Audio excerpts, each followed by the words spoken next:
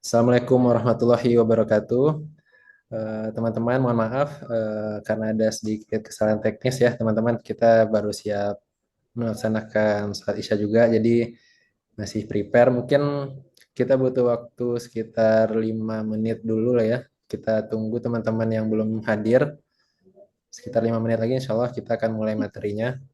Dan alhamdulillah di sini kita udah bersama dengan Umi Rashid, sudah hadir bersama kita dan siap untuk berbagi dan sharing ya untuk teman-teman semua.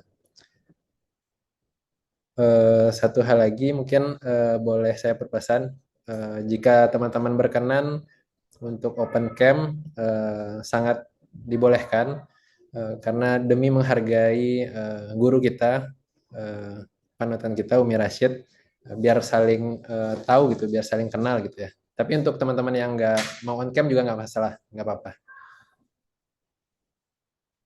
Insya Allah kita mulai 20.15 ya teman-teman.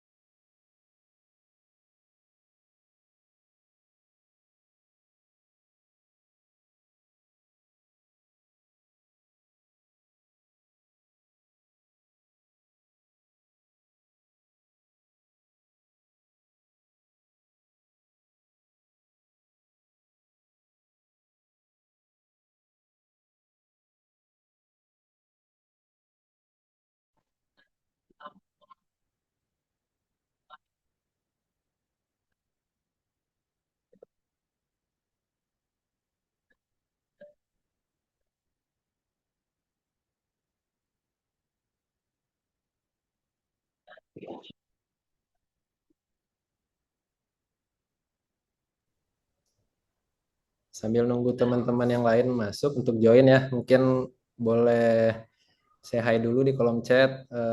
Teman-teman mungkin boleh sebutkan dari kota mana aja. Kita bisa eh, apa namanya? Bisa kenalan di kolom chat. Ya boleh, izin off cam boleh, nggak apa-apa. Oke, Sleman, Bukit Tinggi,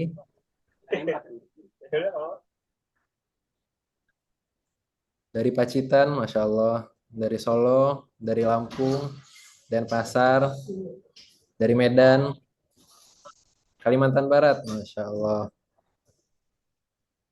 dari Banten, Jateng, Masya Allah, wah jauh banget nih, dari Kota Batu, dari Tasik, Sulawesi, Masya Allah, Palembang, Cisarua, Lembang, Bogor, ada dari Padang, Bandung Barat, Denpasar, Cirebon.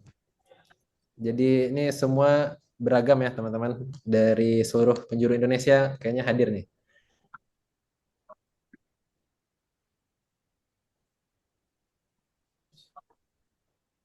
Sulawesi Selatan, dari Temanggung, Jawa Tengah, Surabaya, Kalimantan Selatan, Masya Allah, Subang, Ustadz, oh, ada Ustadz Ihsan, Masya Allah, sehat Ustadz. Alhamdulillah sehat selalu. Alhamdulillah. Ada guru-guru kita juga nih, Alhamdulillah yang bergabung di sini. Ya kita berbagi ya.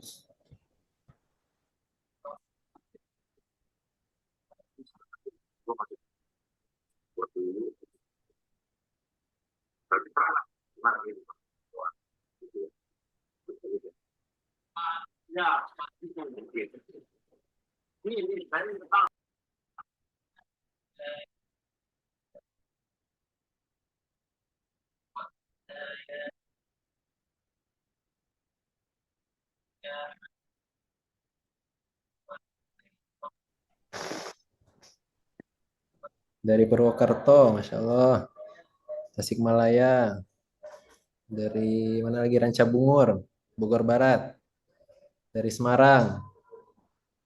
Luar biasa nih teman-teman, kita bisa hadir malam ini. itu udah sebuah keberkahan ya. 1 menit lagi menuju pembukaan. Kita akan segera mulai, insya Allah. Purworejo, wah jauh nih.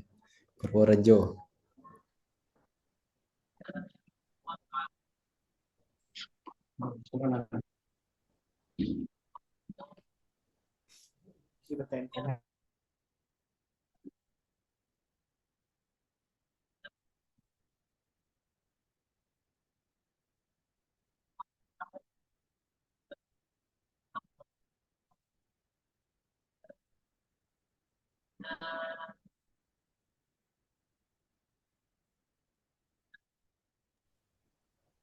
Oke, udah sepertinya udah masuk ya 20.15 seperti yang tadi udah kita kabarkan. Insya Allah kita akan mulai. Saya buka lagi dengan salam. Assalamualaikum warahmatullahi wabarakatuh. Selamat datang teman. Waalaikumsalam. Selamat hadir malam ini. Semoga senantiasa kita dalam perlindungan dan kasih sayang Allah. Dan pertama-tama kita haturkan, kita ucapkan rasa syukur kepada Allah Subhanahu wa taala yang mana telah memberikan begitu banyak nikmat untuk kita semua, sehingga kita bisa hadir di Zoom pada malam hari ini. Dan alhamdulillah teman-teman semua adalah orang-orang terpilih gitu. Kenapa terpilih? Karena teman-teman lah yang punya kesadaran, dapat kesempatan untuk bisa bergabung dalam event malam ini. Dan tidak lupa kita ucapkan salawat kepada Nabi besar Muhammad Sallallahu Alaihi Wasallam, yang mana beliau menyampaikan hidayah kepada seluruh umat manusia di muka bumi tanpa terkecuali ya. Jadi kita haturkan salawat kepada Nabi Muhammad Sallallahu Alaihi Wasallam. Allahumma salli ala Sayyidina Muhammad wa ala ali Sayyidina Muhammad. Alhamdulillah pada malam ini mudah-mudahan teman-teman bisa belajar banyak dari Umi Rashid atau Umi Mira ya. Jadi nama beliau itu adalah Umi Mira tapi sering dipanggil Umi Rashid karena nama pondoknya Pondok Ar-Rasyid, Pondok Tafiz Ar-Rasyid. Mungkin dari saya nggak bakal banyak intro ya. Teman-teman mungkin juga udah lihat di Instagram, mungkin ada juga yang lihat dari TikTok atau dari platform-platform lain kisah tentang beliau. Dan mungkin menjadi banyak pertanyaan gitu. Apa sih sebenarnya nih? Jadi Umi Rashid itu siapa sih sebenarnya gitu? Dan bagaimana kisah lengkapnya gitu? Pasti teman-teman penasaran. Penasaran nggak, teman-teman? Coba di kolom chat kalau penasaran bisa angkat tangannya, raise hand mungkin. Cuma 1 orang. Ada lagi yang lain nggak penasaran? Penasaran banget ya? Penasaran banget ya? Insya Allah. Semoga malam ini kita bisa ambil hikmah dan kebaikan-kebaikan, bisa ambil semangatnya, bisa ambil keberkahannya dari Umi Rashid, dari Umi Mira. Sebelum kita mulai, mungkin kita bersama-sama bacakan Ummul Quran Al-Fatihah. Semoga kegiatan malam ini Allah berkahi dan Allah ridhoi. Ibarakatil Al-Quran Al-Fatihah. Auzubillahi minasyaitonirrajim. Bismillahirrahmanirrahim. Alhamdulillahirabbil alamin arrahmanirrahim. Maliki yaumiddin. Iyyaka na'budu wa iyyaka nasta'in. Ihdinas siratal mustaqim. Siratal ladzina an'amta 'alaihim ghairil maghdubi 'alaihim waladdallin. Amin. Oke, teman-teman. Karena guru kita sudah hadir juga bersama kita di sini, Umi Rashid sudah standby dari tadi dan udah semangat juga nih, udah gregetan juga nih, pengen nyampein, pengen sharing sama teman-teman semua eh, tentang eh, banyak sisi-sisi kebaikan yang akan kita dapatkan, insya Allah ya. Kepada Umi mungkin boleh open mic dulu, Umi.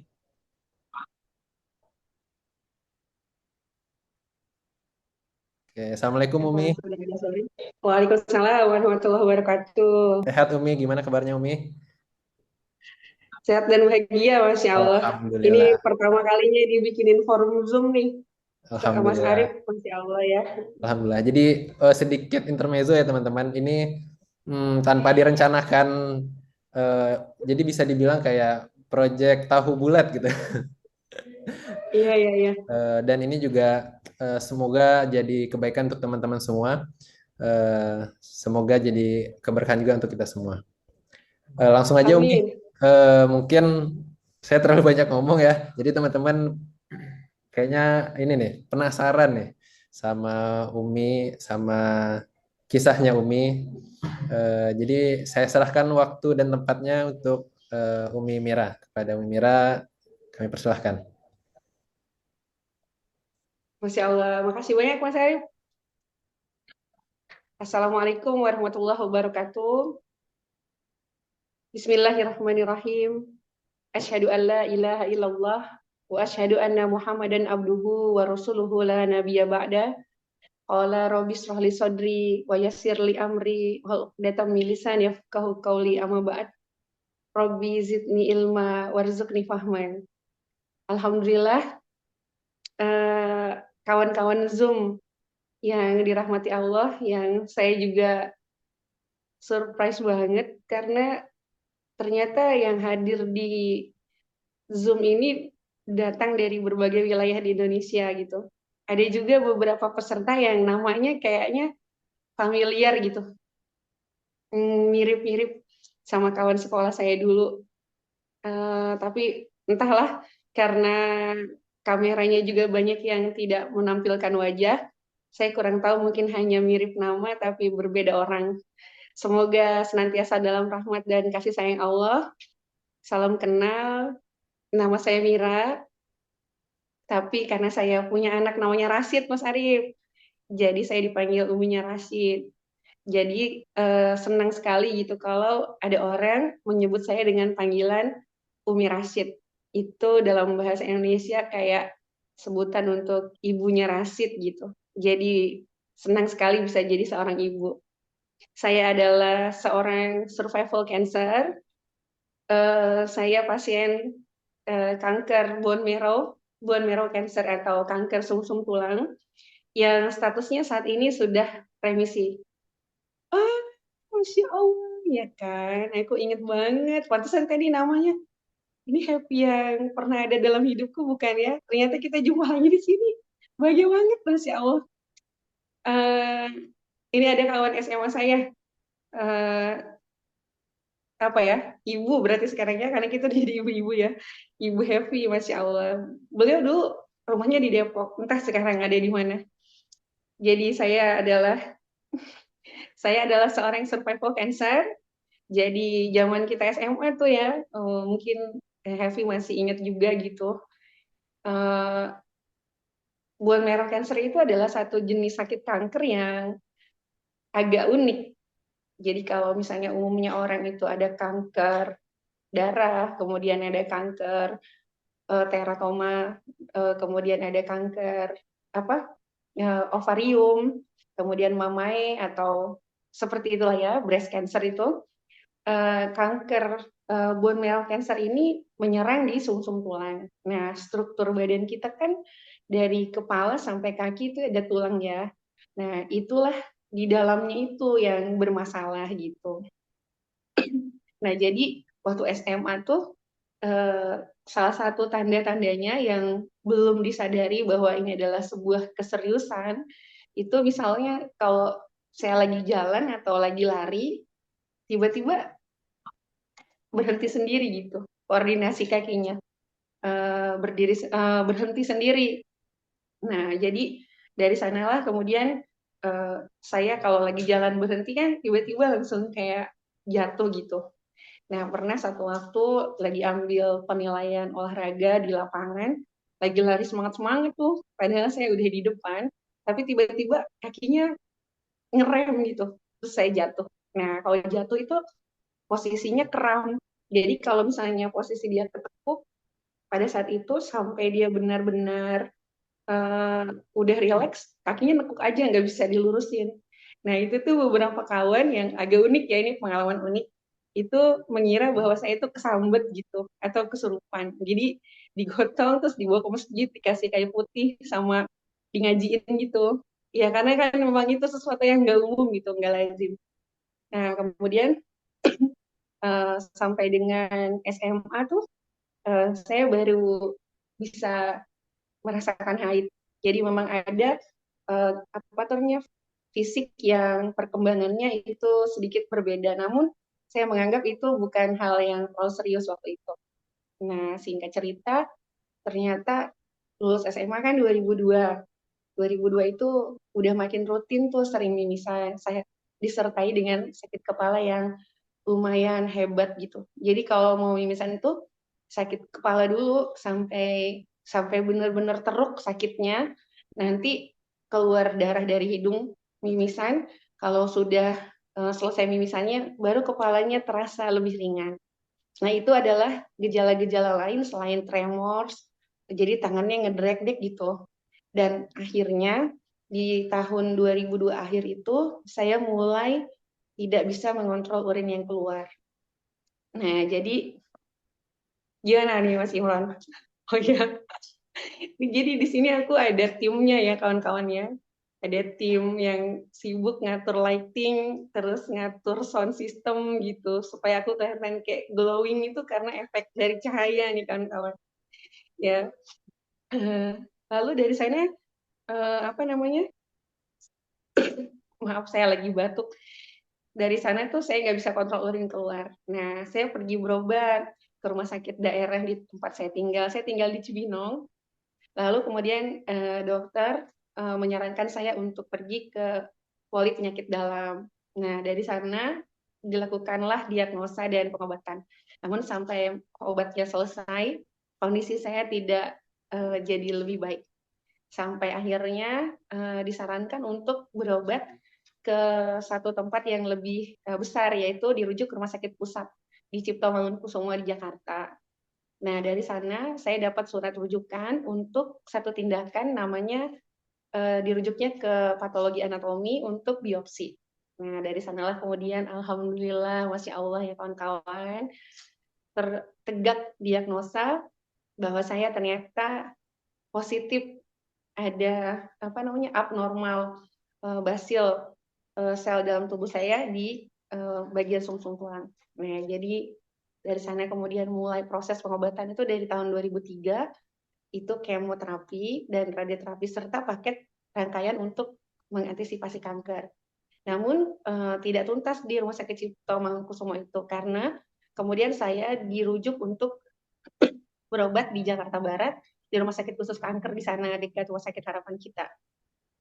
Itulah prosesnya gitu. Dan yang mau saya bagi hari ini sesuai dengan pesannya Mas Arif ya, bagaimana kita bisa menemukan alasan untuk tetap tumbuh meskipun sebenarnya semuanya terasa runtuh gitu. Dan bagaimana kemudian kita memutuskan untuk tetap bersyukur walaupun keadaannya sepertinya sudah hancur gitu kawan-kawan ya. Yang bikin shock itu sebenarnya ketika dokter bilang saya sakit kanker dan stadiumnya sudah stadium 3 waktu itu kawan-kawan. Dan sakitnya sendiri karena saya nggak tahu itu sakit apa, jadi saya nggak terlalu khawatir. Cuma saya tahu bahwa kanker itu bukan penyakit yang ringan. Namun yang membuat saya shock sebenarnya itu adalah saya kaget bahwa biaya pengobatannya itu ternyata nggak murah gitu. Sementara saat itu saya lahir dari keluarga yang biasa-biasa saja secara ekonomi, bahkan bisa dikategorikan pada golongan prasejahtera gitu. Sehingga ketika diketahui angka untuk berobat itu di nominal tertentu, itu yang jadi fokus saya gitu, bukan sakitnya. Jadi wah mahal banget ya ternyata gitu untuk berobatnya gitu. Entah gimana nih gitu. Dan pertanyaan yang saat itu saya sampaikan ke dokter adalah, dok kalau nanti pengobatannya nggak tuntas, saya bisa sembuh nggak gitu? Karena takut kan jadi karena saya mikirin biaya gitu, bukan mikirin sembuhnya. Jadi sebagai orang yang terbatas secara finansial, concern saya justru bukan ke vonis sakitnya, tapi ke biaya pengobatannya gitu, yang mungkin akan membuat saya punya beban baru gitu dalam hidup. Nah, meskipun saya melakukan aktivitas pengobatan di rumah sakit, namun saya tetap melanjutkan pendidikan. Jadi saya sekolah di Ciputat, kuliah, tapi hanya sampai semester 6. Karena setelah 3 tahun, pasca divonisnya sakit, ini bikin saya nggak mudah beraktivitas di tempat umum. Setelah 2 tahun berobat, saya sudah mulai kehilangan rambut, efek dari kemo itu kawan-kawan. Kemudian kehilangan bulu mata dan alis, kehilangan berat badan, sampai akhirnya membuat otot kakinya juga mengecil dan membuat saya harus menggunakan alat bantu kalau mau menggunakan kaki gitu. Mulanya tongkat, lama-lama jadi kursi roda. Nah, sejak pakai kursi roda itu, saya nggak bisa lagi naik kendaraan umum pergi ke Ciputat untuk sekolah. Jadilah kemudian saya nggak lanjut sekolahnya, cuma sampai semester 6 aja, atau di tingkat ketiga. Sayang sih sebenarnya udah sedikit lagi, tapi ya itulah.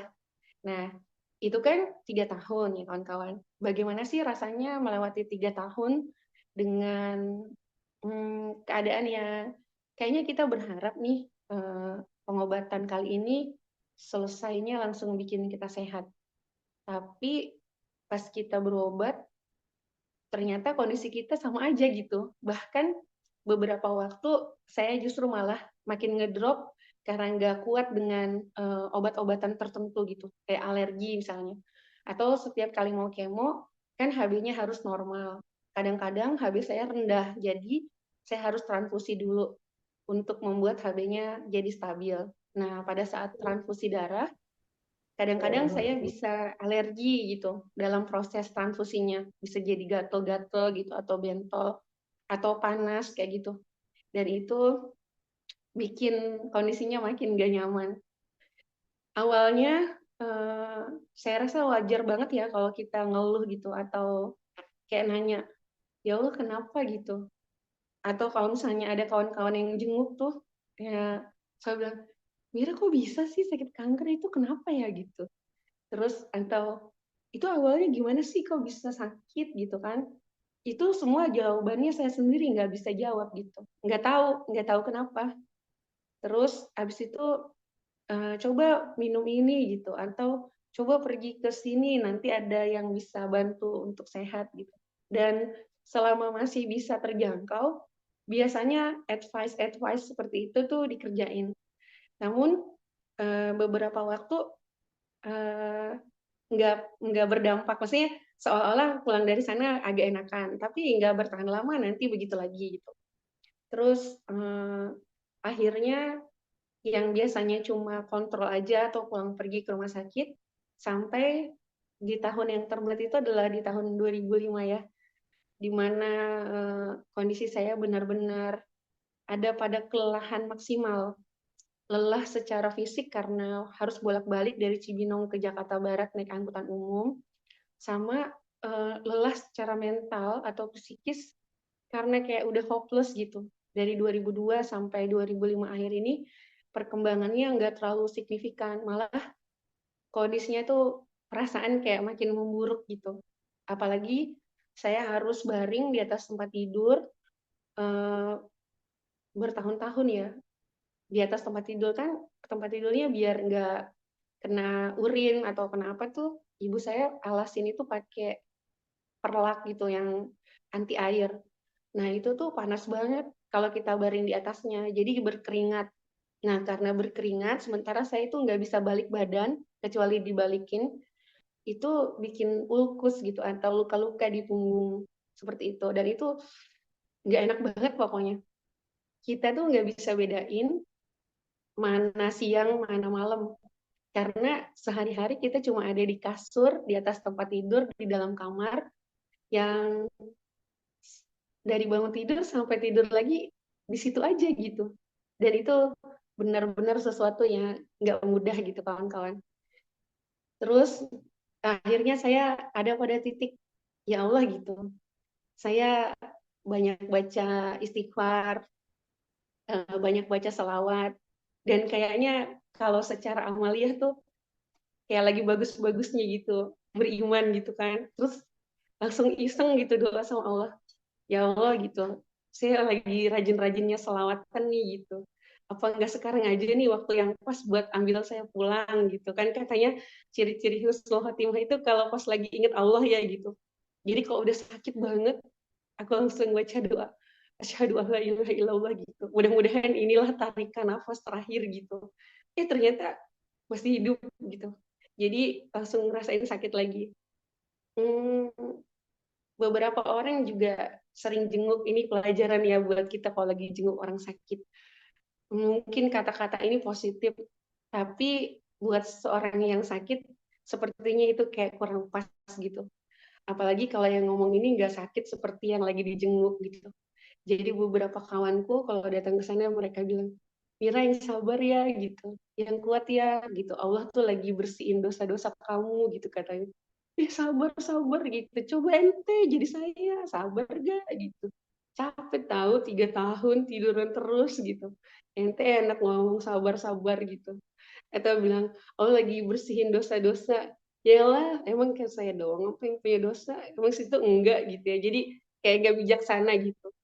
Atau orang asing yang mau sok tahu, oh makannya jangan suka makan ini gitu. Atau jangan suka itu. Kadang-kadang suka kepikiran. Tapi akhirnya terbiasa. Apalagi ketika bentuk rupa kita udah mulai nggak keruan ya, nggak ada alis dan nggak ada bulu matanya tuh bikin kita jadi kelihatan aneh. Nah, itu tuh langsung kayak orang-orang tuh kalau ngeliat kita tuh kayak kayak ngelihat Kate Middleton gitu loh, yang kepo maksimal. Itu kenapa sih mukanya kayak gitu gitu. Dan itu bikin saya jadi males kalau dijemur di luar. Padahal saya butuh matahari pagi biar bisa kuat katanya tulangnya. Tapi saya butuh matahari, tapi saya lebih butuh hmm, butuh mental yang sehat. Jadi nggak apa-apa deh nggak usah berjemur daripada aku nanti punya banyak pikiran kalau kelihatin orang dengan wajah-wajah yang nggak ramah gitu. Nah terus 2005 itu akhirnya saya ketemu satu hari di bulan April di mana saya itu benar-benar kehilangan semua semangat. Jadi meskipun saya sakit, selama ini tuh saya termasuk orang yang kayak mau berusaha untuk menemukan cara, insya Allah besok saya sehat gitu. Afirmasi gitu kalau bahasa sekarang. Meskipun pada kenyataannya ketika besok datang, keadaan saya tetap begitu. Nah, tapi di 2005 itu, saya akhirnya hampir tekan tombol off gitu. Langsung mau lambaikan tangan ke kamera gitu. Kayaknya saya berhenti sini aja deh Allah gitu. Akhirnya saya dalam keadaan anfal dibawa ke rumah sakit sama ayah saya. Dan saya tuh dirawat di ruangan kelas 3. Di ruangan kelas 3 itu zaman dulu waktu belum ada COVID, itu tuh satu pasien bisa dijaga sama lebih dari 2 orang penunggunya gitu. Malah semakin banyak orang yang nunggu, kayak semakin keren gitu. Jadi kayak ada banyak orang yang bikin tikar di kolong gitu, bawa termos, bawa jajan-jajan gitu, menjemur jemur handuk. Jadi ruangan pasien itu ada 8 bangsal, kalau terisi semua lebih banyak penjaganya daripada pasiennya gitu. Dan itu bikin keadaan crowded banget karena kadang-kadang mereka kan bercanda gitu, senda gurau sama pasien biar semangat. Tapi buat saya yang saat itu nggak punya banyak pendukung, saya jadi kadang-kadang suka ngerasa iri. Oh ya, makasih. Saya kadang-kadang ngerasa iri sama sama suka kesel juga kalau mereka ketawanya terlalu keras gitu. Nah, ayah saya yang jadi satu-satunya penjaga, kenapa uminya enggak jagain gitu? Karena saya punya 3 orang adik yang masih kecil-kecil dan mereka tuh butuh ibu saya untuk urus sekolah dan seterusnya. Jadi bapak saya lah yang paling sering menunggu saya kalau saya dirawat di rumah sakit. Nah di rumah sakit itu bapak nggak betah kalau kalau di rumah sakit itu nggak betah karena sempit, sumuk gitu. Kita tuh nggak punya hiburan di rumah sakit, di ruang kelas 3 itu. Kecuali ada satu TV tabung yang dikerangkeng di depan pintu masuk, pakai besi gitu. Dan dia tuh 24 jam Matiin nyala dikit. terus. Kamu ya? Enggak. Enggak. Terserah nggak nonton. Adiknya susah tidurnya. Mbak, kamu tinggal di kebutuhan ya. Dah. Suruh siapa itu ya? Eh, jadi TV-nya dikerangkeng pakai besi gitu dan 24 jam nyala terus, nggak bisa dimatiin, nggak bisa dikecilin suaranya, nggak bisa diganti juga channelnya karena nggak tahu remote-nya di mana. Jadi dia itu nyala terus dan satu-satunya channel yang bisa kita tonton dari opening sampai closing itu adalah channel Indosiar. Yang saya juga nggak tahu ya kenapa Indosiar gitu kan. Padahal Indosiar tuh banyak berita kriminal yang bikin kita jadi overthinking gitu sebagai orang sakit. Terus habis itu ada gosip dan ada sinetron yang biasanya menantu nggak disukai sama mertua gitu. Nah, itulah hiburan kami kalau lagi dirawat. Nah, Bapak itu lebih memilih untuk menunggunya itu di rumah sakit, itu di masjid. Jadi kalau misalnya mau sholat zuhur jam 10 Bapak udah keluar dari ruangan, nanti habis sholat asar Bapak baru balik lagi gitu ke kamar. Nah, hari itu Bapak pergi dengan wajah yang lebih sedih dari biasanya karena saya HB-nya sampai di angka 4 atau 5 waktu itu saya nggak inget banget. Dan hari itu harusnya saya menjalani proses kemoterapi ke-8. Tapi karena HB-nya rendah, jadi saya harus ditransfusi dan badan saya yang udah tinggal kulit sama tulang itu berkali-kali dokter cari pembuluh darahnya itu nggak ketemu-ketemu gitu teman-teman. Akhirnya digantilah jarumnya itu, jarum transfusinya itu pakai jarum bayi. Nah, karena pakai jarum bayi, masuk tuh kawan-kawan ke saluran pembuluh darah. Namun darahnya jadi lambat banget netesnya. Nah, karena netesnya lambat, si darahnya itu jadi cepat beku gitu. Akhirnya mampet. Nah, kalau mampet dipindahin, digeser lagi jarumnya, sama aja ditusuk-tusuk lagi ke tempat lain. Nah, Bapak tuh nggak tega banget lihat saya ditusuk terus gitu. Sambil saya lihat nggak bisa beliau menutupi kesedihannya, beliau meninggalkan ruangan gitu. Terus seperti biasa, saya udah nebak pasti Bapak bakal balik lagi habis asar. Ternyata Bapak sebelum zuhur udah pulang ke kamar saya itu. Kembali menemui saya dengan wajah yang lebih ceria gitu. Tahu nggak kawan-kawan? Bapak bilang apa? Kata Bapak gini, Mira, Mira, Bapak punya kabar baik nih, katanya itu. Ya Pak, gitu. Saya pakai ini ya, sungkup oksigen. Bapak, kenapa gitu? Terus Bapak bilang, ada laki-laki, insya Allah Bapak kenal orangnya baik. Katanya dia mau nikah sama kamu, katanya gitu. Kan, guys, kayak apa tuh ya, kita lagi konsentrasi ke transfusi darah, terus tiba-tiba Bapak datang bilang, ada laki-laki mau nikah sama saya gitu. Terus, dan saya nggak tahu yang diajak ngomong sama Bapak itu siapa, karena kan hidup saya tuh bener-bener sepi, sunyi gitu loh. Saya nggak bisa main, nggak bisa kemana-mana gitu, nggak berinteraksi. Dan akhirnya saya menghargai perasaan Bapak, saya bilang, agar tidak ada dusta di antara kita. Bagaimana kalau dia diketemukan dulu dengan saya gitu, agar tidak ada penyesalan dan air mata di kemudian hari. Akhirnya Bapak kembali bilang, oh ya boleh, nanti Bapak panggil, orangnya ada kok di bawah gitu. Terus nggak lama Bapak ajak laki-laki itu menemui saya di ruangan. Nah, ternyata Bapak itu nangis sesegukan ba'da sholat. Habis itu laki-laki yang udah jadi bestian sama Bapak gitu. Laki-laki ini profesinya adalah medref, medical representative dari salah satu perusahaan farmasi cukup besar di Jakarta. Pekerjaan medref itu nunggu dokter untuk ambil tanda tangan dan seterusnya. Alih-alih beliau itu menunggunya di kantin atau di taman, beliau memilih untuk menunggunya di masjid. Nah, Bapak yang menjadikan masjid sebagai base camp, jadi ketemu deh sama dia di masjid. Dan akhirnya mereka jadi sering ngobrol. Disitulah awal mulanya Bapak kenalan sama laki-laki ini. Nah, pertama kali saya jumpa dan lihat wajahnya, itulah seperti cuplikan video yang dipotong sama Mas Arif di Instagramnya Mas Arif itu. Saya nggak bisa ngobrol banyak, saya selalu komunikasi pakai buku kayak gini nih kawan-kawan, ada garis-garisnya. Jadi kalau mau ngobrol, tinggal tulis pakai pulpen. Bapak sangkutin pulpen, dikasih tali di samping tempat tidur saya. Jadi kalau saya butuh komunikasi, sementara saya keberatan untuk bicara, saya bisa tulis dengan kertas dan pulpen yang udah disiapin sama Bapak gitu. Jadi saya nulis 13 pertanyaan pakai buku seperti ini, di selembar kertas ini.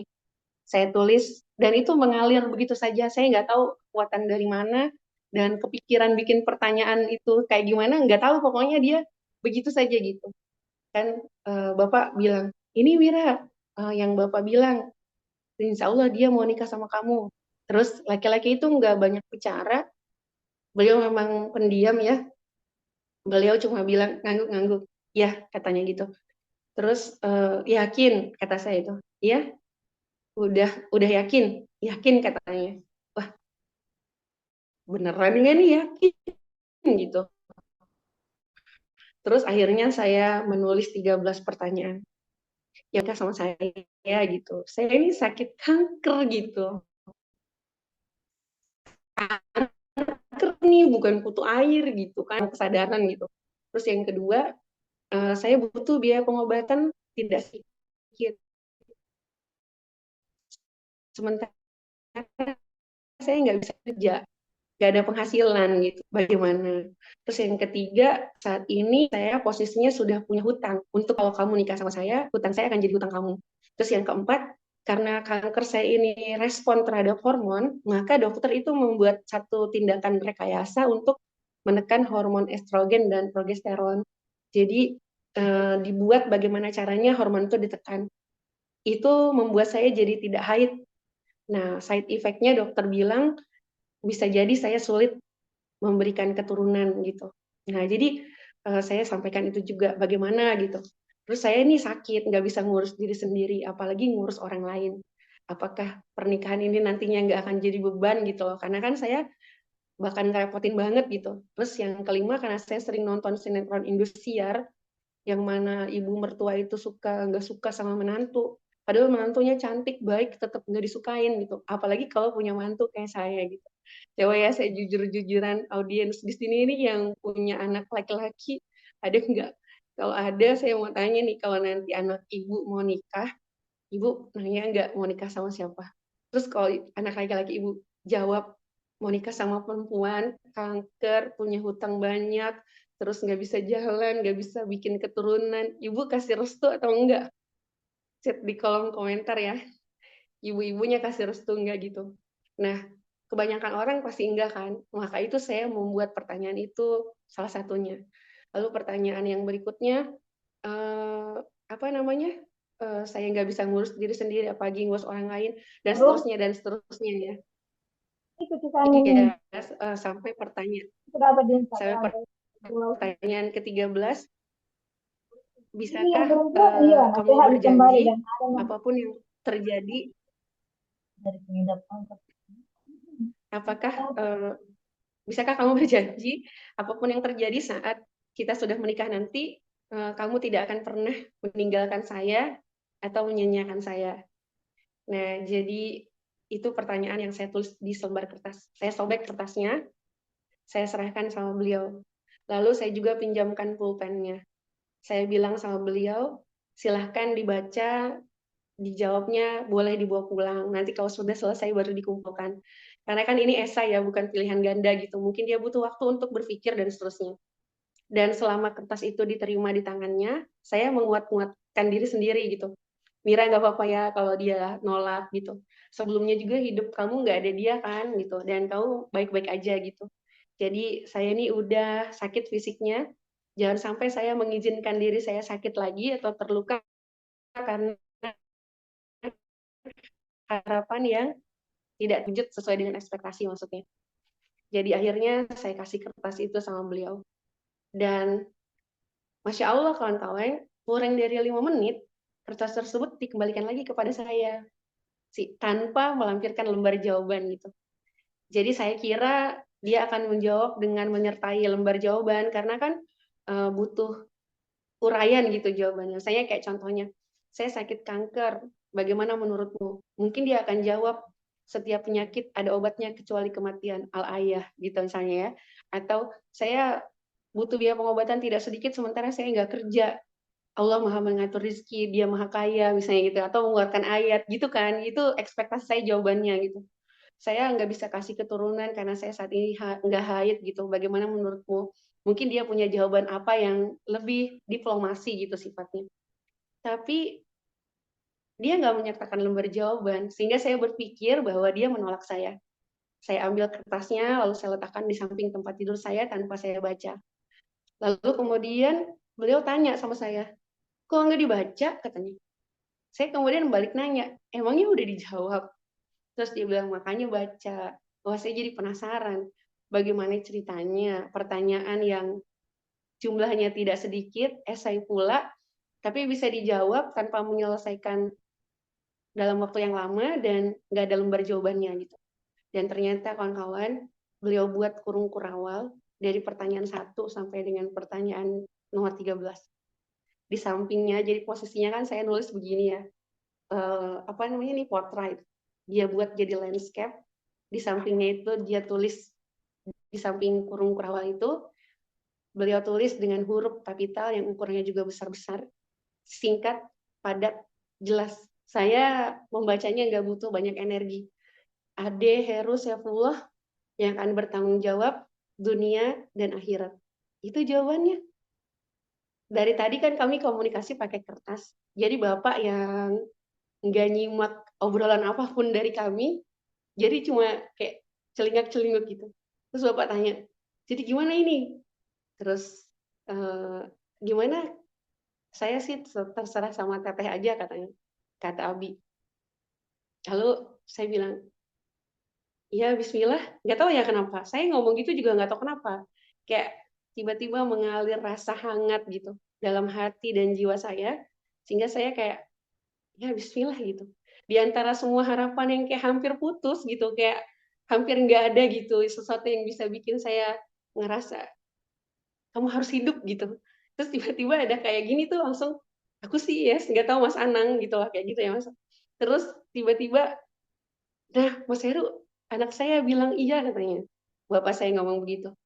Terus Abi bilang, iya Pak, insya Allah saya juga sudah mantap. Alhamdulillah, kata Bapak. Tiba-tiba wajahnya jadi kelihatan berbinar-binar. Dan beliau langsung tanya, jadi kapan ini nikahnya? Langsung tanya aja kapan nikahnya, sama kayak jomblo kalau lagi ada arisan keluarga ditanya gitu terus ya. Jadi kapan nikahnya? Terus habis itu Abi bilang, sekarang hari Rabu ya Pak? Iya, kata Bapak. Insya Allah hari Jumat saya nikahin putri Bapak. Sedahsyat itu kawan-kawan kalau Allah sudah berkehendak. Sesuatu yang kayak hampir nggak mungkin, karena Rabbun Allah Tuhan kita, dia tuh maha kuasa atas segala sesuatu. Dia bisa pindahin matahari terbit dari timur, tenggelam di barat. Dia bisa buat langit tinggi tanpa tiang, apalagi cuma mencarikan jodoh yang mengadopsi saya sebagai tulang rusuknya gitu. Jadi itulah, Masya Allah, luar biasa maha baiknya Allah dengan segala takdirnya gitu. Jadi hari itu hari Rabu, Abi bilang Jumat akan nikah. Jadi kami menikah hari Jumat. Saya belum boleh pulang dari rumah sakit. Jadi pada hari Jumat. Kabar baiknya itu kawan-kawan. Tanggal 23 April saya menikah. Tapi kabar kurang baiknya, Abi belum gajian. Jadi uang di kantong Abi cuma ada 50.000. Jadi kalau ada anak sekarang nanya, uang 50.000 bisa dapat apa? Cek, bisa buat modal nikah. Itu contohnya Abi. Jadi kalau ada laki-laki sekarang nih yang menyimak di acara Zoom ini dan belum menikah, kalau di kantongmu ada uang 50.000, itu more than enough. Lebih dari cukup untuk modal menikah. Kayaknya aku nyindir kameramen nih di depan. Ada kameramen sama tukang sound yang jungkir balik. Kenapa nggak nunggu gajian dulu ya? Iya itu karena takdir Allah lagi-lagi kawan-kawannya. Nah, jadi tanggal 23 April ada syarat sah menikah, ada keluarga dekat, dan disaksikan sama pasien-pasien yang saat itu juga menjalani proses pengobatan yang sama, ya itulah. Dan prosesi menikahnya itu kayak mau diulang gitu. Aku kayaknya dulu penasaran banget, pengen banget kalau nikah tuh pakai kerudung putih gitu kan, ada banyak melatinya. Karena waktu itu nggak ada gitu, nggak sempet make upan juga karena nggak ada alisnya, nggak ada baju pengantin, nggak ada tenda biru. Hanya 50.000 itulah yang Abi pakai untuk beli makanan yang disuguhkan untuk tamu-tamu atau orang-orang yang jadi saksi nikah. Abi beli pastel, dadar gulung, bolu kukus maksudnya.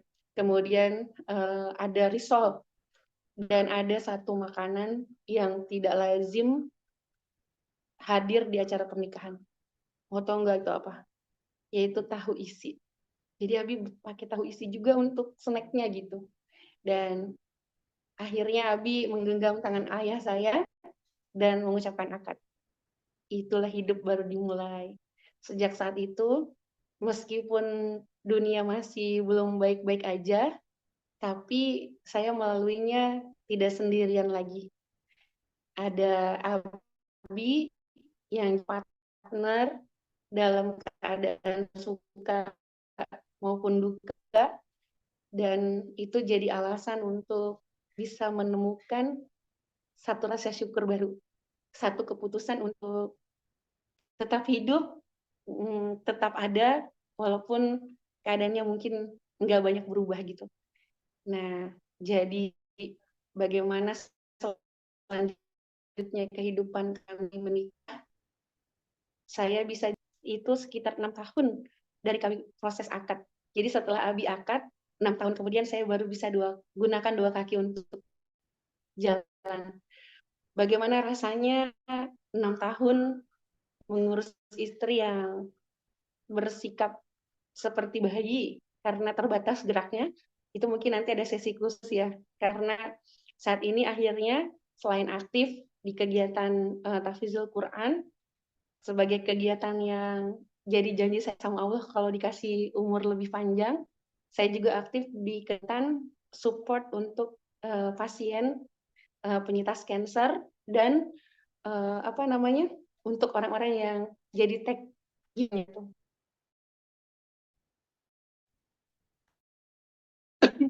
Itu maksudnya penunggunya atau orang yang merawatnya.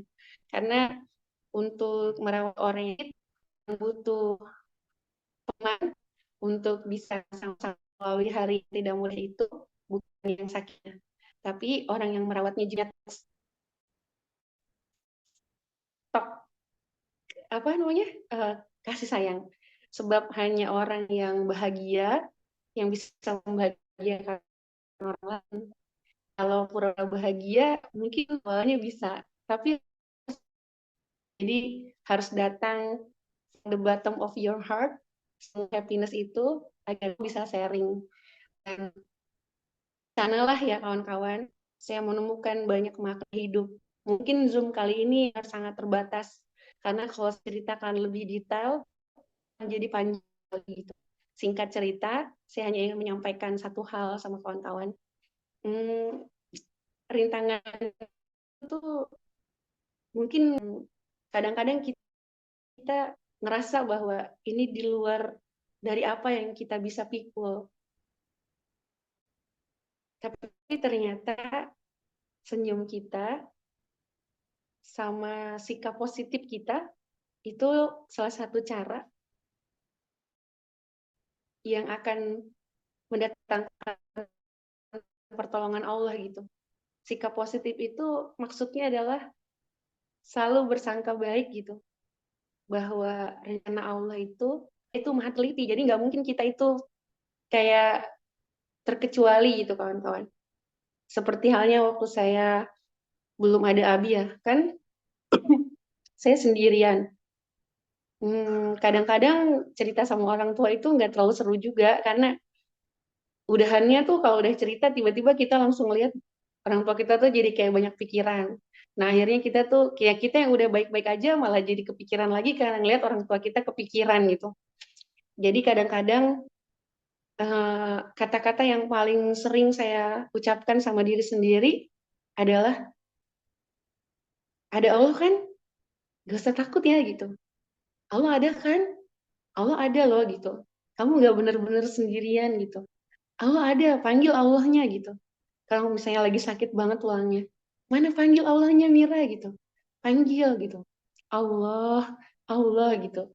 Dan kalau hambaku bertanya tentang aku, katakanlah bahwa sesungguhnya aku dekat. Nah, jadi aku langsung bilang, Pak cari Allahnya gitu. Allah selalu ada.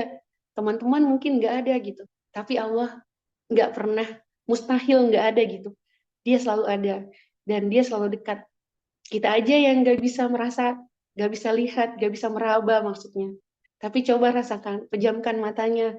Rasakan bahwa meskipun kita nggak pernah minta Allah untuk membuat kita bernapas pagi-pagi, ternyata pagi ini kita bisa bernapas gitu. Terus pas kita juga nggak pernah minta mata kita untuk bisa berkedip, ternyata kita bisa kedip gitu. Kan Allah baik banget, dia bahkan memberi meskipun kita nggak pernah minta gitu. Dan kalau kita itu sangka baik terus sama Allah, dia pasti akan jagain kita gitu. Jadi itulah kata-kata yang selalu menyemangati aku. Sejak ada Abi, semuanya jadi terasa berbeda. Karena wujud dari itu semua, sekecil-kecilnya kasih sayang Allah, itu diberikan pada Abi sebagai makhluknya untuk merawat saya gitu. Abi tuh membuatkan makanan, memberikan saya obat, mandiin kayak gitu kawan-kawan. Dan ketika Abi merawat saya, Abi jadi sering gak masuk kerja. Nah, karena Abi sering gak masuk kerja, Abi langsung dapat surat cinta dari perusahaan. Jadilah kami ini pasangan yang istrinya sakit, butuh biaya pengobatan tidak sedikit, udah punya hutang juga, terus suaminya dipecat dari kantornya. Jadilah kami itu pasangan paling romantis. Kayaknya nggak ada lagi deh yang lebih romantis daripada aku sama Abi waktu itu. Saking romantisnya, kita itu benar-benar menemukan makna syukur dari satu suap makanan yang berhasil kita temukan saat kita merasa lapar. Jadi itu tuh romantis banget. Nah, dari sana kawan-kawan, kemudian singkat cerita, Allah memberikan kesempatan kedua. Meskipun saya kehilangan gigi, ngeliatin di gigi aku. Masih adakah laki-laki yang setia seperti, masih banyak. Banyak banget. Kan Allah Tuhannya. Kalau Tuhannya Allah mah kuasa beliau menciptakan, dia tuh kuasa menciptakan laki-laki yang jauh lebih baik daripada Abi juga. Dia kuasa. Jadi kita nggak boleh berputus asa pada rahmat dan kasih sayang Allah. Mungkin di cerita ini nggak semuanya aku sampaikan ya, tapi intinya saya mau kasih tahu nih sama kawan-kawan yang hari ini sedang sakit atau mengurus orang yang sedang sakit, sedang menghadapi masalah keuangan, sedang menunggu jodohnya datang, sedang berhadapan dengan bisnis yang baru mau dimulai dan nggak tahu harus ngapain.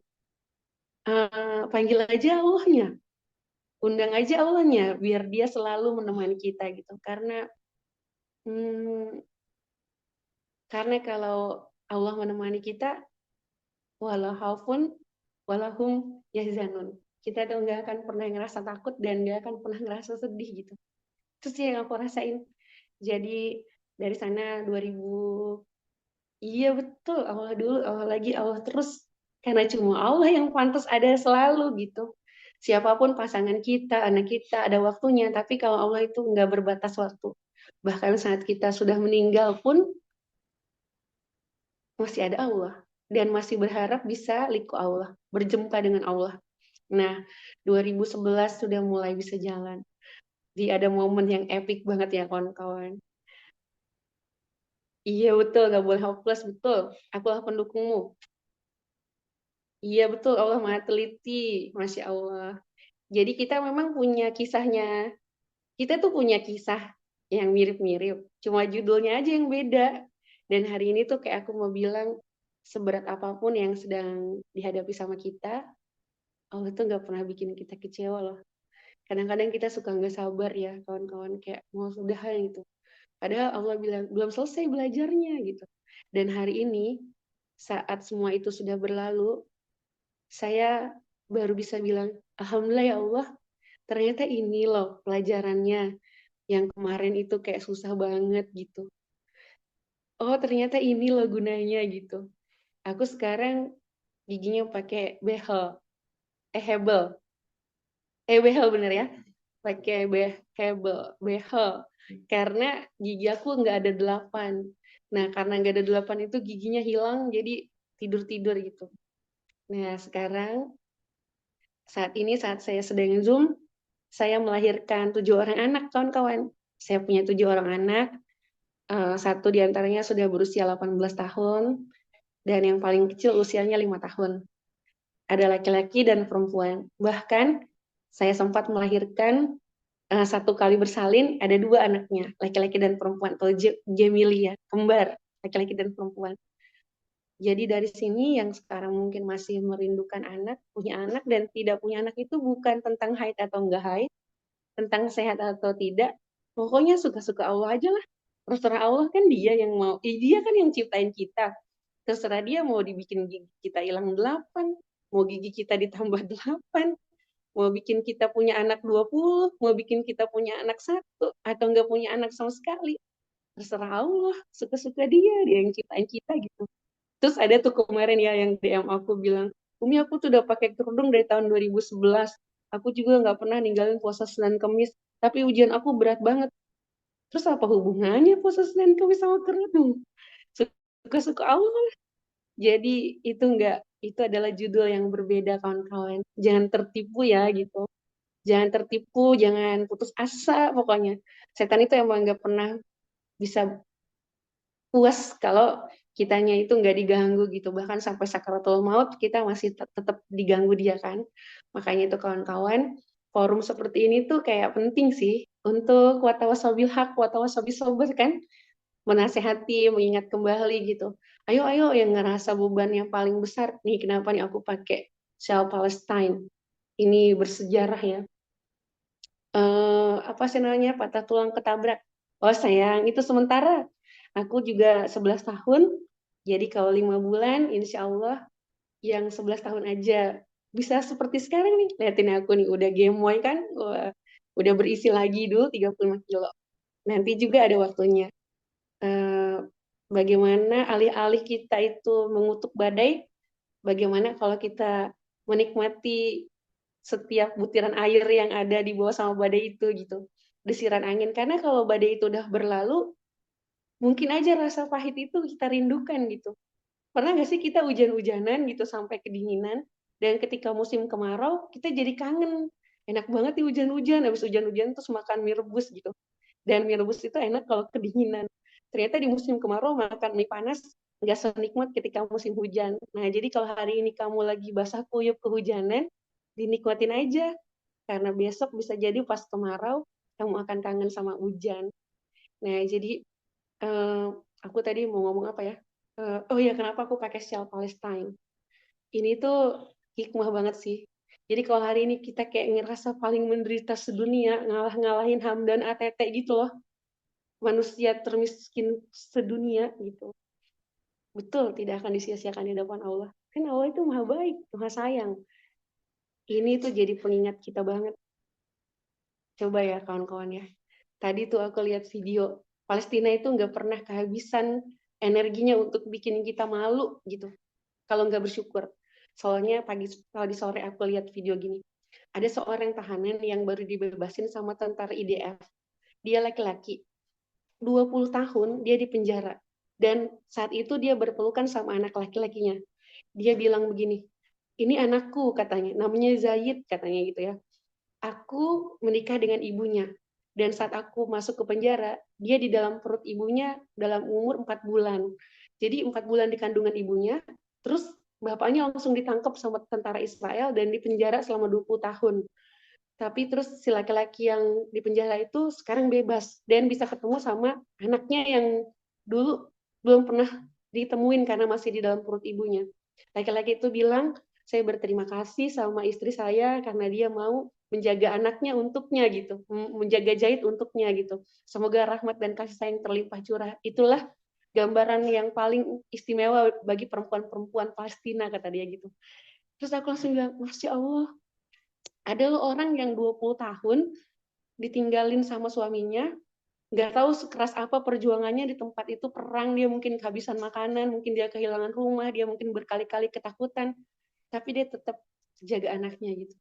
Terus kita yang punya suami ditinggal shift malam, terus abis itu ditinggal shift malam, terus kita langsung kena mental health karena ngerasa nggak pernah istirahat.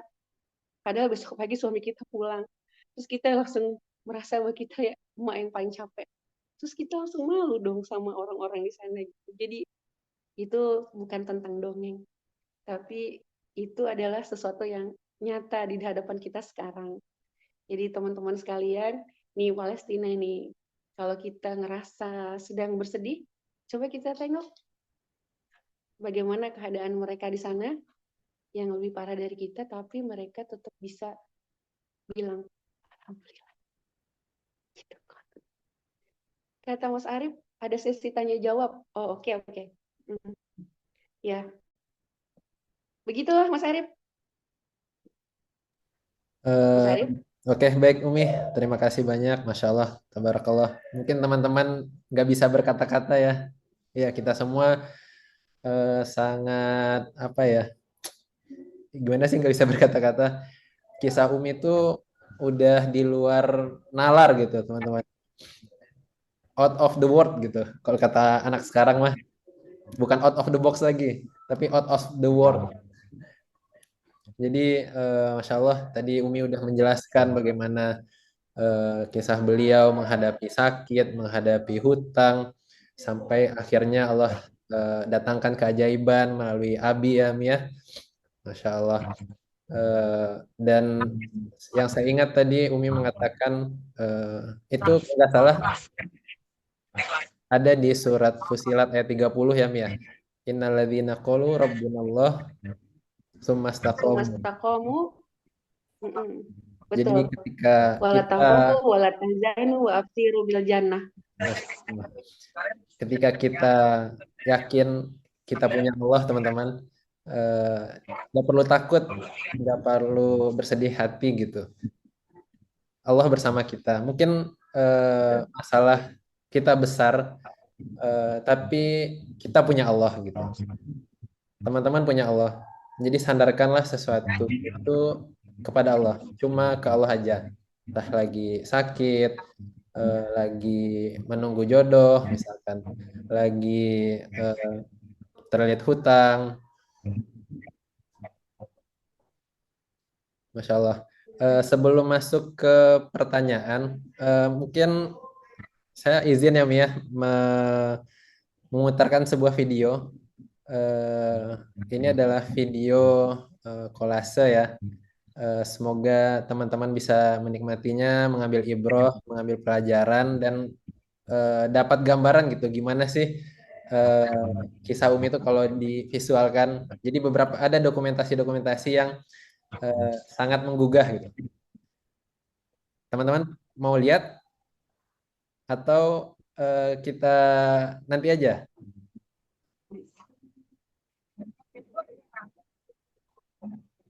Oke, Bismillah ya. Bismillah, saya izin share screen. Boleh yang masih on audionya, boleh dibantu di mute dulu.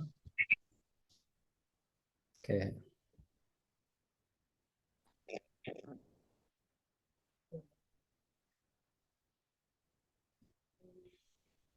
sebentar ya teman-teman.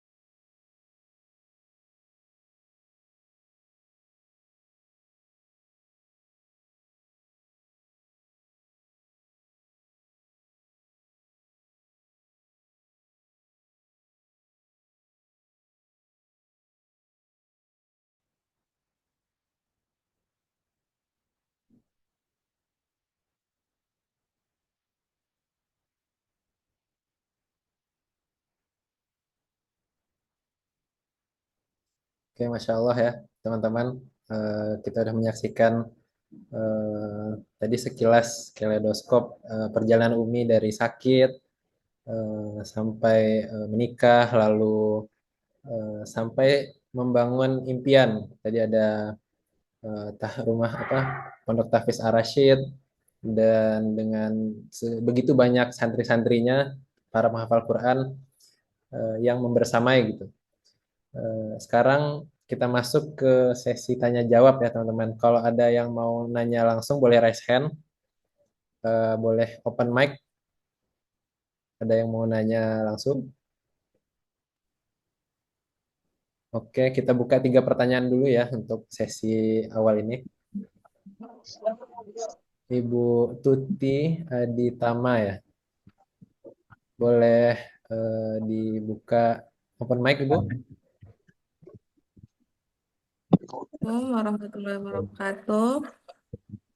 Terima kasih buat Umi Mira. Ceritanya Iya, sangat Ibu. menggugah iman ya. Bahwa Masya nggak ada yang Allah. nggak mungkin gitu. Dari yang eh, sakit kanker, bertemu dengan jodoh, sembuh, dan melahirkan anak-anak sampai 7. Iya, Saya Saya sejak mendengar IG AA Arif cerita Teh Mira bertanya-tanya gimana justru saya melihat sisi dari Abi gimana proses dia melalui 6 tahun bersama Teh Mira iya ya. gitu. Nah, jadi saya penasaran gimana Abi menjalani apa namanya ya, perjuangan dengan penuh keyakinan, tawakal. Karena Mm-mm. kita sebagai manusia biasa, terkadang kan kufur ya, maksudnya tadilah labil Iya, imannya. iya, Umi Mira yang merasakan sakit, tapi Abi yang rela gitu menerima semua tanggung jawab itu hingga berbuah manis sampai sekarang gitu. Jadi saya ingin mendengar cerita dari sisi Abinya gimana gitu dalam merawat Umi Mira sampai saat ini. iya. Iya, laki-laki memang harus ketemu sama Abi sih, karena beliau punya cara pandang yang sedikit berbeda dari kebanyakan orang dalam menyikapi sesuatu gitu. Jadi kalau misalnya lihat saya sakit, orang lain itu berpikirnya akan kena masalah. Kalau beliau itu salah satunya berpikirnya, oh ini peluang pahala gitu. Itu kan kacamatanya juga udah beda ya.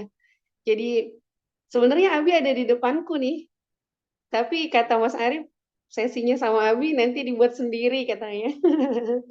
Ya jadi apa namanya, betul.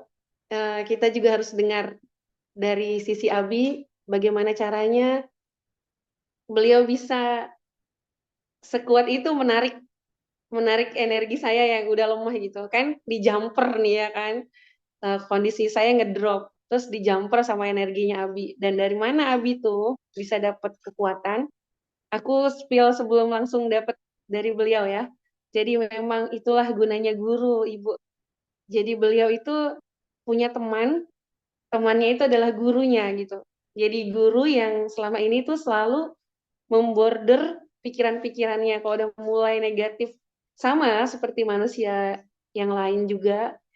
Beliau sempat hampir mau nyerah karena ada juga ya kayak gini, saya tuh hidup normal loh sebelumnya gitu, kuliah selesai, kerja, hidupnya lurus gitu kan, setelah nikah dipecat gitu, kemudian menghadapi tantangan debt collector, terus kemudian menghadapi berkali-kali jantungnya kayak mau berhenti karena ketakutan melihat kondisi saya gitu. Hidup tuh jadi kayak naik roller coaster, padahal kemarin tuh kayak lagi jalan santuy gitu. Nah itu tuh kayak saya nggak sanggup nih. Pernah ada fase seperti itu juga katanya sih, Abi pernah bilang. Tapi kemudian gurunya beliau itulah yang jadi penguatnya gitu. Masya Allah, mungkin itulah salah satu yang jadi pelajaran kalau kita dalam hidup agar tidak terjebak dalam gelap, orang yang berilmu bisa dipilih sebagai guru agar bisa jadi penerang, petunjuk jalan saat kita mungkin tersesat gitu. Seperti itu sih, Bu. Masya Allah ya. Jadi teman-teman, salah satu penguat kita itu bisa dari guru ya. Jadi kita nggak sendirian gitu. Kita butuh teman, butuh yang nguatin, butuh yang ingetin gitu. Jadi sulit berat untuk istiqomah sendirian tuh berat. Bukan begitu, Umi? Betul sekali, makanya Mas Arif. Jadi kapan nih berduanya? Sendirian Waduh, terus, bentar lagi Ramadan. waduh, Apa nggak bosan dibangunin sahur sama petasan? cukup nih, cukup. Kita lanjut ya teman-teman ke next pertanyaan ada dari hmm, Renya Wardani, silahkan di open mic.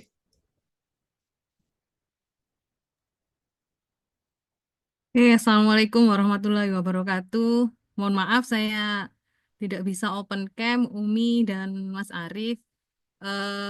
Masih ada hubungannya dengan pertanyaannya Ibu Tuti tadi, tapi mungkin saya sebelumnya ya, kalau Ibu Tuti ini pertanyaannya kan selama 6 tahun mendampingi Umi gitu. Kalau saya yang penasaran dari point of view-nya Abi itu, apa namanya, apa yang menggerakkan Abi sehingga kan kayaknya kalau kalau apa namanya, saya dengar ceritanya Umi tadi itu ketemunya cuman dengan ayahnya Umi ya di masjid gitu kan. Betul, Nah, Ibu. berarti kalau istilahnya jatuh cinta, sebenarnya Abi ini jatuh cintanya sama ayah gitu mungkin ya Umi ya kan. Ketemu di masjid Iya. jadi bestie gitu kan. Dan jatuh Mm-mm. cintanya justru dengan ayahnya Umi gitu. Kemudian ketika pada suatu hari mungkin karena setiap hari apa namanya ketemu dengan ayahnya Umi, jadi beliau memperhatikan apa perubahannya pada hari itu. Ayah itu eh, mungkin yang paling sedih gitu ya, gesturnya, kemudian Mm-mm. eh, tiba-tiba memberikan solusi menikahi Umi gitu. Nah, sebenarnya saya penasarannya itu justru dari point of view-nya si Abi, tapi kayaknya kata Mas Arif nanti akan ada sesi tersendiri. Mudah-mudahan itu terbuka buat ibu-ibu juga ya, jangan buat bapak-bapak saja gitu, Mas Arif. Karena Insya Iya, Allah. Kita Bu. terbuka untuk umum kok, Bu. saya penasaran eh, itu sih Umi tanpa mengecilkan apa perjuangannya Umi gitu ya. Tapi Oh ya, kayaknya perlu perlu kami perlu disambungkan point of view-nya itu mungkin begitu Umi. Assalamualaikum. iya. Biar balance ya, Bu ya. Betul, betul. Supaya lengkap Mm-mm. ceritanya. Iya. Jadi kalau tadi kawan-kawan perhatikan video yang diputar sama Mas Arif, ayah saya itu tuh seorang ayah yang deso banget gitu. Ayah saya tuh petani, Bu, dengan pakaian yang selalu outfitnya itu nggak pernah rapi, serapi-rapinya petani lah gitu. Jadi emang wajahnya itu melasin amat gitu. Wajahnya menyedihkan lah bahasanya gitu ya. Dan ayah saya itu selalu tampil apa adanya, termasuk ketika menyampaikan sesuatu yang beliau rasakan gitu. Sangat mudah menyenangi ayah saya meskipun penampilannya sederhana karena beliau itu sangat jujur bahkan dengan gesturnya kemudian bahasanya apa adanya gitu Bu, nggak dilebih-lebihkan, nggak dikurang-kurangi gitu. Jadi bapak saya itu termasuk orang yang kalau ngomong itu sebenarnya nggak banyak, tapi orang itu senang kalau dekat sama beliau karena bukan tipe orang yang suka ngeluh juga gitu. Tapi ayah saya itu tidak berpendidikan. Jadi modalnya bapak itu cuma orang polos dan tulus gitu. Jadi Abi senang bicara sama beliau itu karena fisik beliau tuh yang sudah sepuh, nggak muda lagi, terus tapi semangat gitu, terutama ibadahnya. Nah kalau ditanya ini sering banget sih Bu, kalau lagi offline juga beberapa audiens itu bertanya, apa sih alasannya membuat Abi itu kemudian berani banget mengambil keputusan kalau nggak ada laki-laki yang mau menikah sama putri Bapak, insya Allah saya bersedia gitu. Itu kan jawabannya beliau ketika diajak curhat sama Bapak, bahwa Bapak itu tadi habis doa sama Allah, lihat kondisi saya yang parah, Bapak bilang, katanya berdoa ke Allah itu kalau emang sudah waktunya anak saya ini gak ada umur, ya Allah diambil aja gitu, daripada kayak gini kasihan. Tapi harapannya mudah-mudahan panjang umur, bukan hanya panjang umur, ada jodohnya gitu kata Bapak. Supaya nanti ada yang gantiin Bapak ngerawat anaknya gitu, karena Bapak udah tua gitu. Terus Abi yang dengar kalimat itu malah bilang, kalau di dunia ini nggak ada laki-laki yang mau nikah sama anak Bapak, insya Allah saya bersedia gitu. Nah itu karena melihat ayah saya itu nggak manipulatif gitu, Bu. Jadi dia tuh bicara itu sepenuh hati gitu dengan kasih sayang seorang ayah sama anaknya. Abi bilang muncul rasa kasihan yang terdalam dari hatinya melihat kami berdua gitu, melihat bagaimana perjuangan kami gitu. Jadi akhirnya Abi memberanikan diri, ya oke deh gitu. Saya coba masuk dalam circle Jumanji ini gitu. Dan akhirnya dia kemudian ada di dalam hidup saya dan almarhum ayah saya gitu. Ayah saya meninggal 2015 yang lalu saat pondoknya udah mulai berdiri. Tadi kawan-kawan lihat kan rumah saya itu nggak ada lantainya, jadi tanah, terus bangunannya itu mirip kandang kambing karena emang sebelahnya kandang kambing. Atap kami menyambung, jadi atap rumah dengan kandang kambing itu bergabung gitu.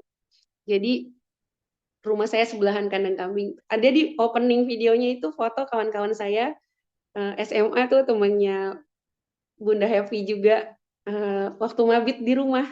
Nah, itu kondisinya udah mulai sakit. Seperti itu, tidak ada yang istimewa gitu. Kami memang lahir dari keluarga yang biasa saja. Nah, cita-citanya kalau Allah kasih umur panjang, saya mau menghabiskan sisa usia ini untuk sampaikan tentang kemahabesaran Allah ke banyak orang. Dan yang kedua, mau sama-sama keluarga yang menghafalkan Quran itu. Jadi sejak 2013 sampai sekarang tidak ada aktivitas lain kecuali mengurus anak-anak menghafalkan Quran gitu. Oh iya betul ya, Hevi masih ingat ya, rumahku di kebun kan. Ya seperti itu. Apa namanya? Dari kampung ke kampung, dari hutan ke hutan. Fi Barokatil Quran malah bisa sampai menjelajah ke banyak tempat gitu. Ke tempat yang tandus sampai ke tempat yang sangat dingin bersama Quran gitu. Alhamdulillah. Ya itu Ibu. Masya Allah. Kembali lagi kita nggak bisa berkata-kata ya. Kalau Allah udah berkehendak ya Mia. Kalau Allah udah menentukan, udah bilang kun fayakun, maka ya jadilah gitu. Kalau kita apa namanya, ada perkataan gini teman-teman, eh, siapapun yang bersama Quran akan dimuliakan gitu ya Mia. Maka Iya, bersamailah Al-Quran gitu. itu hadis Mas Arif. Masya Allah. Iya. Mungkin satu penanya terakhir ya teman-teman karena waktu udah mulai larut. Iya. Ada yang raise hand, oke. Dari Windy, boleh silahkan. Assalamualaikum. Waalaikumsalam. Kucingnya lucu amat. Iya, kucing saya. Jadi Umi, ya takdir Allah ya, kayak benar kayak aku sampai sulit berkata-kata. Ya gitu, sama besarnya Allah ya. Mentakdirkan saya juga nggak tahu nih. Bahkan saya tahu dari kata Mas Haris nih, ikut gabung untuk bisa tahu itu, saya malah nggak tahu topiknya seperti apa. Ternyata pembahasan tentang kanker gitu kan. Yang gini, ibu mertua saya baru didiagnosa kanker dan merawat merangsang gitu. Hmm. Terus sih Umi untuk belajar apa ya? Hari ini lebih ke ibadah, tawakal, membesarkan Allah dalam segala aspek gitu ya. Terus eh, sabar itu udah pasti karena percobaannya tulisan dari kalimat yang kadang yang nggak enak itu pasti ada aja ya Allah. Jadi bikin kita nggak fokus untuk merawat atau fokus dalam treatmentnya gitu. Terus mengingatkan saya juga untuk oh iya mungkin bertanya-tanya saya juga kenapa sih Umi bisa menjadi inspirasi banget gitu untuk kok bisa gitu kan banyak hal yang mustahil Allah jadikan semuanya jadi jadi lebih indah di ujungnya gitu. Apakah eh, mungkin memang dari awal sudah ada niatan untuk membuka pondok atau mengurangi anak-anak maka asuhan atau memang itu kah cara khusus untuk salah satunya ya memang itu kan semua keajaiban Allah ya Bu. Apakah itu salah satu cara untuk Allah lebih menyayangi kita yang sedang dihadapkan ujian dan masing-masing gitu ya sebenarnya saya terima kasih sama Ibu sangat menginspirasi terlebih lagi sangat-sangat bikin kita ya Allah segitu banyak lagi yang besarnya mengetahui penolongnya nah segalanya Allah buat kami gitu. Terima kasih. Assalamualaikum. Iya, Masya Allah. Tadi suaranya nggak terlalu jelas sih, Oh, tapi gitu. kayaknya aku bisa menangkap yang dimaksud. Ya, Iya. jadi ya betul. Bismillah ya. Jadi kalau misalnya sekarang ini tuh sebagai bentuk tahadus binikmah gitu, rasa syukur kita sama Allah karena diberi kesempatan untuk hidup, kita tuh harus berusaha untuk bisa jadi bermanfaat gitu. Kalau aku kayak gitu maksudnya. Jadi kan ada satu apa tuh namanya pernyataan ya yang mengatakan bahwa barang siapa yang hari ini sama dengan hari kemarin maka dia rugi. Barang siapa yang dia hari ini lebih buruk dari hari kemarin dia celaka. Yang hari ini lebih baik dari kemarin maka dia beruntung. Ya kita pasti mau jadi yang beruntung. Jadi kalau kemarin itu banyak ngeluhnya gitu. Terus sekarang kita nginget-nginget lagi ternyata ada banyak yang harusnya kita bisa syukuri daripada dikeluhin gitu. Ya contohnya kalau kita compare, agar bisa bersyukur itu kan kita compare ya, maksudnya membandingkan. Ini ada ini satu pengalaman saya ya. Jadi wajahnya Abi itu baby face dan beliau itu selalu kelihatan jadi anak muda gitu. Padahal kalau di zoom in rambutnya itu ubanan gitu. Tapi yang tahu uban cuma saya yang dekat. Kalau dari jauh semua orang lihat Abi itu kayak baby face gitu. Nah, sebaliknya karena perawatan radioterapi itu tuh bikin kulit saya gosong. Terus saya kehilangan bulu mata sama alis itu bikin wajah saya kayak mbah-mbah gitu. Apalagi saya pakai kursi roda. Beberapa orang pernah banget menyinggung saya dengan kalimat seperti ini. Wah, Dek, kenapa itu ibunya gitu? Maksudnya ibunya sakit ya gitu. Ibunya lagi kata aku teh. Padahal kan Abi sama aku lahirnya duluan Abi gitu. Tapi bentuk wajah kami itu jadi kelihatan lebih muda Abi daripada saya. Nah itu tuh bikin kayak insecure gitu sayanya. Terus mungkin kebanyakan perempuan juga kalau dibilang tua kayak males kan gitu.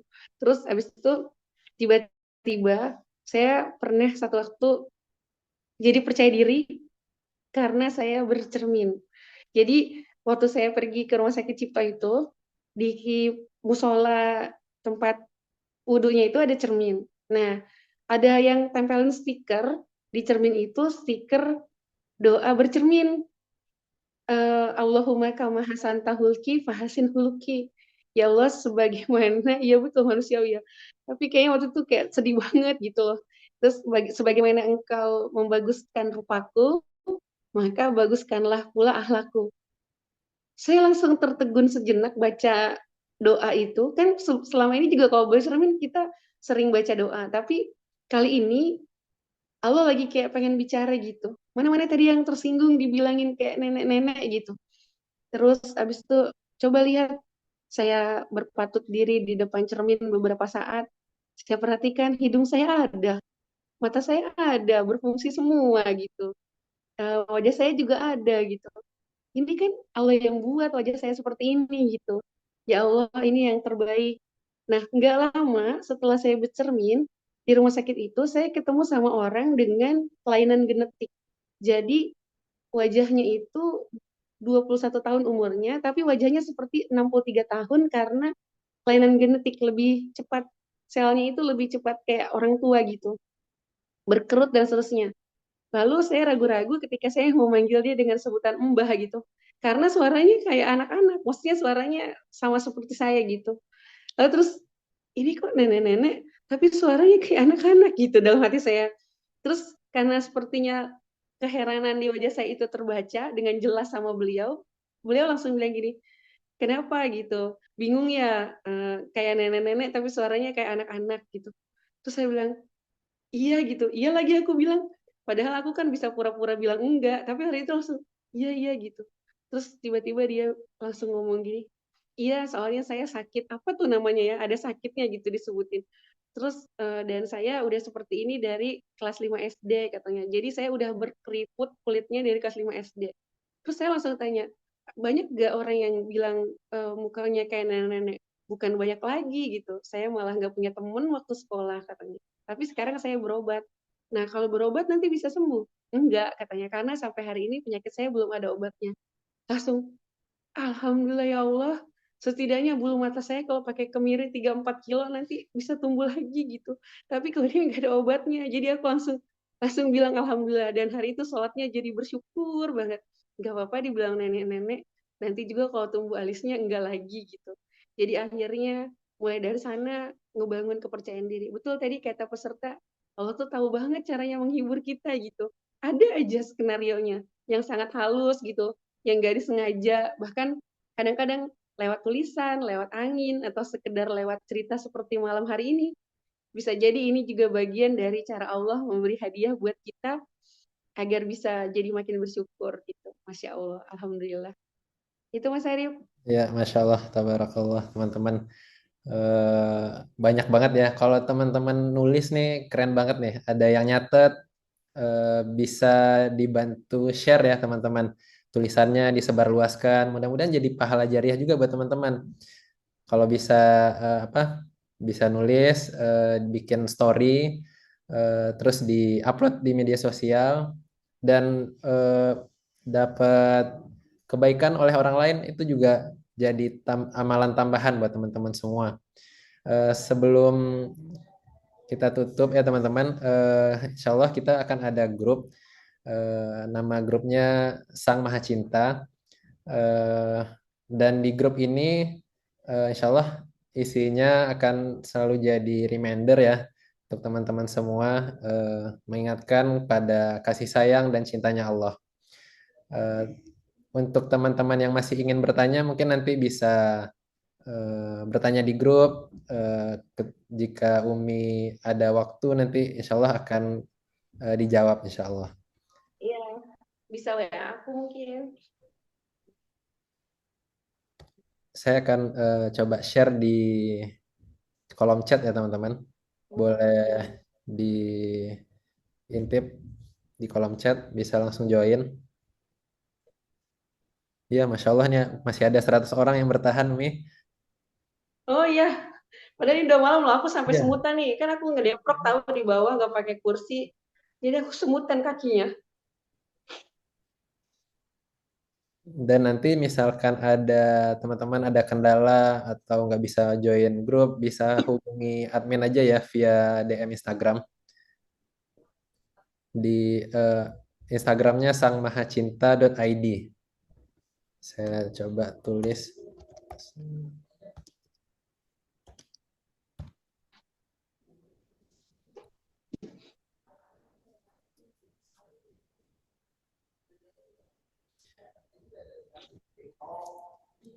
Umi boleh di Sama-sama ya, yang eh, bilang diajak khilafah. hai. Sama-sama. Malah aku yang makasih banyak bisa ketemuan nih. Jadi saudara ya. Masya Allah. Teman, Bonus Mas Arif, bagaimana kalau sebelum ditutup kita undang Abi di sebelah aku? Ada Abi kan? Abi sini, Abi. Abi. boleh mungkin habis sepatah dua patah kata, Abi. Bonus buat teman-teman yang masih bertahan nih, ada 100 orang, Bi. Bisa sekali.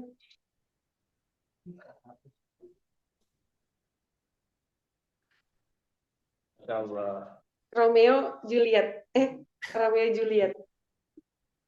Sebenarnya Anda juga gabung di situ di grup Mas Arif, alhamdulillah. Cuman mau nongol saya takut mengganggu si Umu atau lagi ngomong. Ya sudahlah. Duet malu. Bismillahirrahmanirrahim. Salam silaturahim untuk teman-teman semua. Insya Allah. Ana Hero Arasid. Mudah-mudahan di lain kesempatan bisa membersamai Zoom untuk kedepannya. Tadi Mas Arif sudah bikin link Zoom-nya. Sang Maha Cinta. Insya Allah nanti Allah berikan umur yang panjang, kemudian dikasih kesehatan, insya Allah dalam beberapa pekan ke depan, insya Allah nanti mudah-mudahan bisa sama-sama nanti kita sharing lagi tentang ya bisa jadi tadi disampaikan, saya dengar juga tentang proses bagaimana merawatnya selama 6 tahun.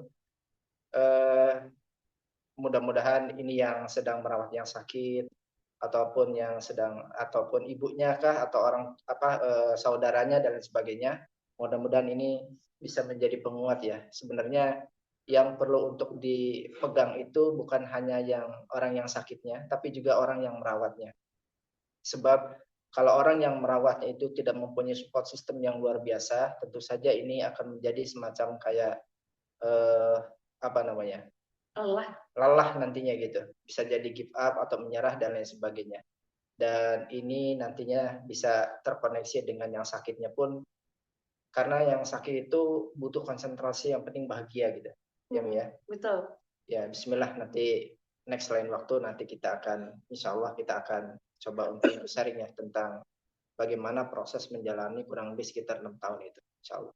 Iya, dan kami sama Abi buat sekolah dari tingkat TK sampai dengan, itu ada yang share alamatnya ya, di sekolah dari tingkat dari TK sampai dengan SMA, bahkan sampai kuliah, ada di berbagai tempat, salah satunya yang terdekat ini di Cibinong, ada juga di Kampung Inggris, Pare, dan sebagainya. Nah, sekolah yang kami buat itu pakai konsep sedekah. Jadi orang tua yang mengukur sendiri kesanggupannya bayar biaya sekolahnya gitu. Dan hari ini alhamdulillah sudah 11 tahun sekolahnya berdiri. Sudah ribuan alumninya, alhamdulillah. Dan kira-kira nih kawan-kawan, kan kalau sharing begini kan cepet hilang ya energinya. Kadang-kadang diingat, kadang-kadang enggak. Suatu juga kalau misalnya aku, Masya Allah, orang tua Suraya kelas 1A, Masya Allah. Ya, jadi membuat buku ya, membuat tulisan, mungkin semua yang memberi aliran rasa ini ditulis dalam sebuah buku, sehingga kalau nanti kawan-kawan merasa butuh semangat, bukunya bisa dibaca. Ada yang setuju kalau kisah ini dibuat buku, mudah-mudahan nanti diberikan kekuatan untuk bisa menuliskannya, karena Masya Allah, setuju, Masya Allah. Ya, insya Allah nanti bukunya kalau sudah jadi, gak usah tebel-tebel ya. Soalnya kan kalau baca kan males tuh kalau tebel-tebel. Jadi banyak gambarnya aja gitu. Kayak komik. Ya, nanti aku rencananya buat film bioskop juga, Mi. Wah, apa nih judulnya? Jainuddin dan Hayati. Tenggelamnya kapal Panzerwijk. Ya, insya Allah dibuatkan film. Wah, kayaknya seru ya kalau kita nonton filmnya. Perjalanan ini, perjalanan Sang Maha Cinta, insya Allah akan dibuatkan dulu bukunya. Mudah-mudahan nanti ada hamba Allah yang terpilih. Kita lihat aja ya, siapa tahu aja doa malam ini dikabulin Allah, beneran ada filmnya. Terus teman-teman kalau udah ada filmnya jangan lupa nonton, bikin aja, suruh bikin film, ntar gak nonton lagi. Mudah-mudahan kalau panjang umur, mudah-mudahan bisa ya diterbitkan menjadi sebuah karya yang bisa dikenang sampai nanti akhir hayat. Ya, makasih banyak Mas Arif Masya sama Allah. kawan-kawan yang sudah menyimak. Selamat beristirahat. Sampai jumpa di lain kesempatan. Assalamualaikum. Waalaikumsalam warahmatullahi wabarakatuh. Terima kasih banyak Umi. Jazakillah khair, Umi. Jazakumullah khair Umi dan Abi. Terima kasih sudah menyempatkan hadir malam ini walaupun mungkin Iya, Umi sedang kurang sehat ya teman-teman. Teman-teman kalau boleh tahu Umi udah demam selama beberapa hari gitu. Jadi kita tolong bantu doakan Umi semoga kondisinya pulih lagi, jadi lebih sehat lagi, lebih semangat lagi dalam berjuang ya Umi ya, dan lebih banyak lagi amin. mengeluarkan kebaikan-kebaikan. Ya, Kemarin karena pulang safar dari Kalimantan, terus lanjut ke Indonesia Timur. Jadi kayaknya angin barat dan timur nggak bisa bergabung, makanya jadi masuk angin. Masya Allah. Jadi teman-teman, saya sebagai moderator mungkin mohon maaf yang sebesar-besarnya atas kekurangan yang teman-teman terima, apakah itu dari audio, dari visual, atau keterlambatan kegiatan. Karena memang agenda kita malam ini tuh bisa dibilang agenda tahu bulat ya, agak dadakan. Jadi semoga teman-teman semua bisa mendapatkan manfaatnya. Dan Amin. kita nantikan karya Umi Mira dan Abi Heru. Insya Allah akan ada buku ya teman-teman. Bantu doa Amin. juga, Mudah-mudahan ya doain. bantu doa juga. Dan sebelum kita tutup, mari kita baca doa kafaratul majlis. Subhanakallahumma wa bihamdika asyhadu an la ilaha illa anta astaghfiruka wa atubu ilaik. Baiklah teman-teman, terima kasih atas semua perhatiannya. Bagi teman-teman yang untuk Umi dan Abi boleh meninggalkan ruangan. Selamat istirahat. Untuk teman-teman yang lain, terima kasih sudah hadir. Dan jangan lupa untuk join di grup WA-nya. Semoga nanti kita bisa saling mengingatkan, saling menguatkan di grup ya. Kalau ada pertanyaan, boleh disampaikan. Insya Allah ada waktu akan dibantu jawab oleh Umi atau Abi. Ya teman-teman, saya pamit undur diri. Semoga kita semua selalu dalam lindungan dan kasih sayang Allah. Assalamualaikum warahmatullahi wabarakatuh. Waalaikumsalam warahmatullahi wabarakatuh. Habis, Mak.